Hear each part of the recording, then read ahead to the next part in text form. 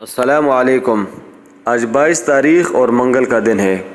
حرمین شریفین کے انتظامیہ کے سربراہ شیخ عبدالرحمن السدیس نے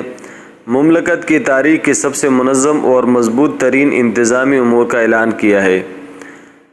جو کورونا وبا کے بعد سب سے بڑا اعلان ہوگا، جس کے مطابق رمضان المبارک کے لیے اللہ کے گھر کے مہمانوں کی بہترین خدمت کے لیے 12,000 ورکرز بشمول خواتین ورکرز کے تعینات کیے جائیں گے۔ ڈیجیٹل سہولیات، سینیٹائزر اور دیگر آلات سے ضیوف الرحمن کی حفاظت کو یقینی بنایا جائے گا،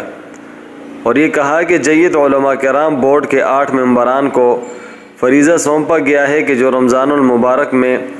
حرم شریف میں درس قرآن دیں گے۔ اس کے ساتھ ساتھ صفائی کے خاص خیال کے ساتھ رمضان المبارک کے لیے 2000 دسترخوانوں کی منظوری دی ہے، جو افطاری کے لیے تیاری کریں گے، اور اس کے ساتھ ساتھ کہا ہے کہ جو معتمرین اعتکاف کرنا چاہیں ان کو مکمل صفائی اور حفاظتی انتظامات کے ساتھ اعتکاف کی بھی اجازت ہوگی۔ گویا کہ پچھلے ہفتے کا جو اعلان تھا کہ جس میں غیر ویکسینیٹڈ شخص بھی عمرے کے لیے آ سکے گا اور زیارت بھی کر سکے گا اور نمازوں کے لیے بھی آ سکے گا، جس کی صرف 2 شرائط تھی کہ اس کو پہلے کبھی کورونا نہ ہوا ہو اور نہ کورونا سے افیکٹڈ بندے کو ملا ہو، ملاقات کی ہو۔ اس کے بعد یہ انتظامی طور پہ سب سے بڑا اعلان ہے، تو اس سے واضح ہوتا ہے کہ انشاءاللہ